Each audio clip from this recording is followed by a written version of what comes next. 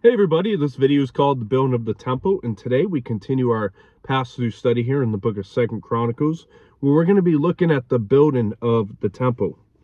So Second Chronicles chapter 3 verse 1 starts out here. Now Solomon began to build the house of the Lord at Jerusalem at Mount Moriah, where the Lord had appeared to his father David, at a place that David had prepared on the threshing floor of Ornan the Jebusite. So further reading you can do after today's chapter for additional material on the building of the temple. You can go back to 1 Kings chapter 6 and 7, which we studied back in early January. And you can read more about the threshing floor back in Genesis 22, 2 Samuel 24, verse 18 through 25, and 1 Chronicles chapter 21, verse 20 through 30. And the location of Solomon's temple is a holy correspondent to the place where Abraham was tied. And David, he purchased the site after the census, and he secured it for Solomon to begin his work there at Mount Moriah. In verse 2 it says, "And he began to build on the second day of the second month in the fourth year of his reign." So the second month of the fourth year was approximately April or May of 966 BC. And the project, it took approximately 7.5 years to complete, and it was completed around October, November of 959 BC. In verse 3 through 7, this is the foundation which Solomon laid for building the house of God. The length was 60 cubits by cubits according to the former measure, and with the width 20 cubits. And the vestibule that was in front of the sanctuary was 20 cubits long across the width of the house, and the height was 120. He overlaid the inside with pure gold. The larger room he paneled with cypress, which he overlaid with fine gold, and he carved palm trees and chainwork on it. And he decorated the house with precious stones for beauty, and the gold was gold of Parvaim. He also overlaid the house, the beams, the doorposts, its walls, and its doors with gold, and he carved cherubim on the walls. So verse 3 is approximately 18 inches, or possibly the royal cubit of 21 inches, as we seen back in Exodus 40 verse 5.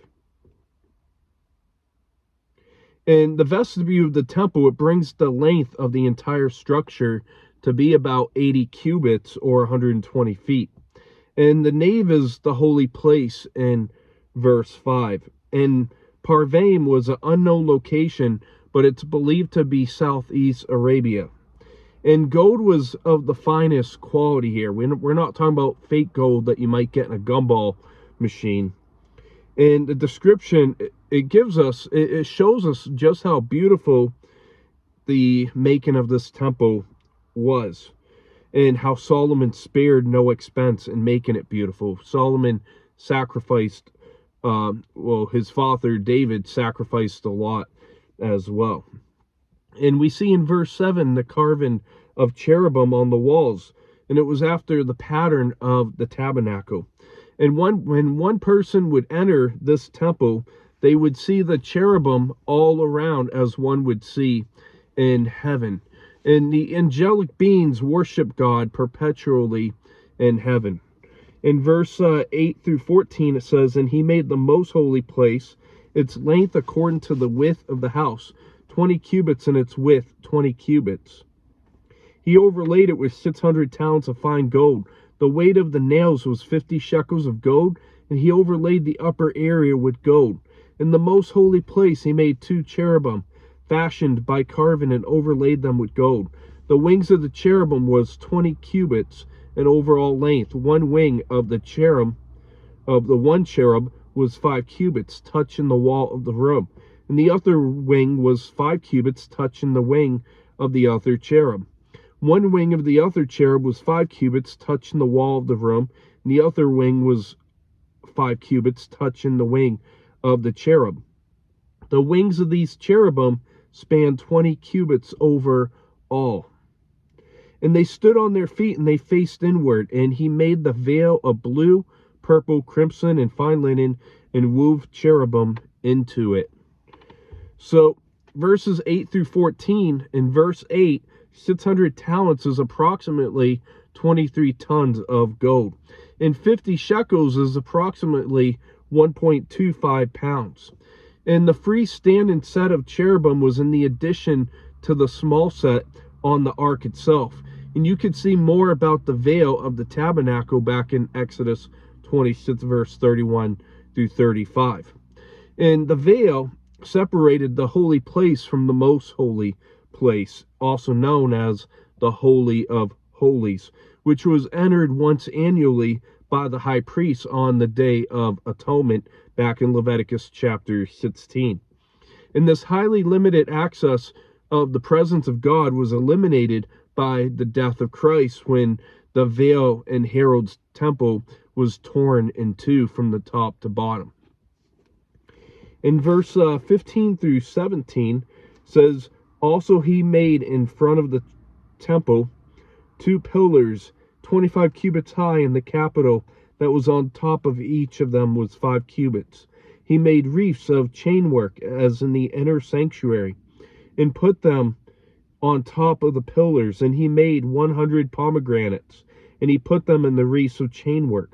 Then he set up the pillars before the temple, one on the right hand, the other on the left. He called the name of the one on the right hand Jachin, and the name of the one on the left Boaz.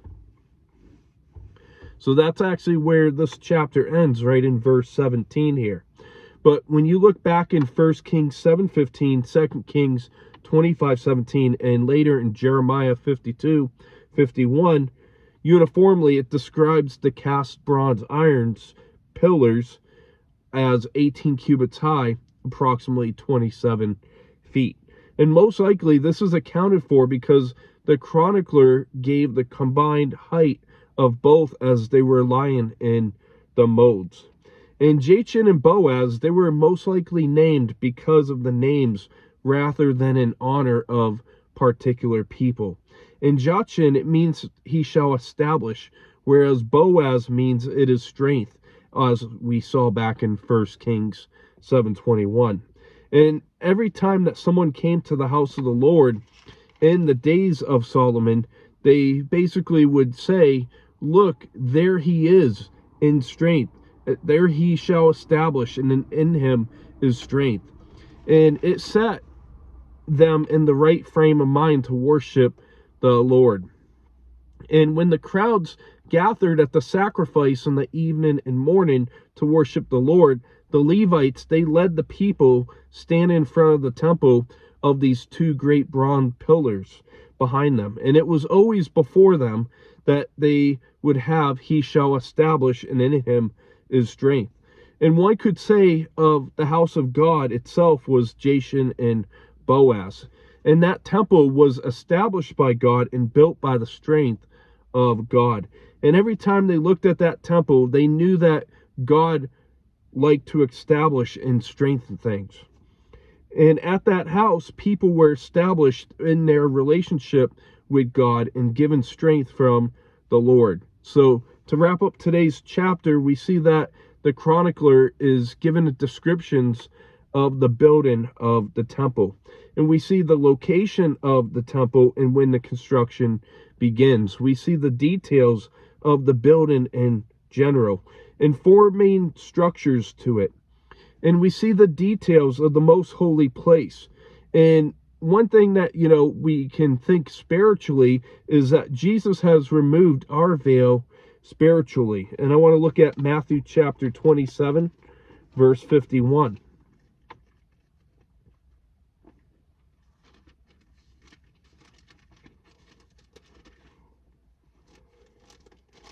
Matthew 27:51 says, then behold, the veil of the temple was torn in two from top to bottom, and the earth quaked, and the rocks were split. So when the veil in Herod's temple was torn from the two top to bottom, it signified that believers had immediate access to the full presence of God through their mediator and high priest, who is Jesus Christ. And Jesus, he was the perfect once for all sacrifice. And Jesus, his death removed the veil, the barrier to the most holy place. And now, because of what Jesus has done for us, we have direct access to the Father. And in Hebrews chapter 9, verse 12, it says here, we'll do verse 11 through 20. 11 through 22. And it says, "But Christ came as high priest of the good things to come, with the greater and more perfect tabernacle, not made with hands, that is not of this creation, nor with the blood of goats and calves, but with his own blood he entered the most holy place once for all, having attained eternal redemption. For if the blood of bulls and goats and the ashes of the heifer, sprinkling the unclean, sanctifies for purifying the flesh, how much more shall the blood of Christ, who through the eternal Spirit offered himself without spot to God, cleanse your conscience from dead works to serve the living God. And for this reason he is the mediator of the new covenant, by means of death, for the redemption of the transgressions under the first covenant, that those who are called may receive the promise of eternal inheritance. For where there is a testament, there must also of necessity be the death of the testator. For the testament is in force after men are dead, since it has no power over the testator lives. Therefore, not even the first covenant was dedicated without blood. For when Moses had spoken every precept to all the people according to the law, he took the blood of calves and goats, and with water, scarlet wool, and hyssop, and sprinkled both the book itself and all the people, saying, This is the blood of the covenant which God has commanded you. Then likewise he sprinkled the blood, both the tabernacle and the vessels of the ministry. And according to the law, almost all things are purified with blood, and without the shedding of blood there is no remission. So Jesus, while we look at the details of the old temple in many pieces of this old temple, we can think of the new covenant that we are in, where Jesus has fulfilled everything from the old. In Jesus, he had paid it all, and Jesus has obtained eternal redemption for us. And I want to go over to the next chapter, Hebrews 10, verse 19 and 20.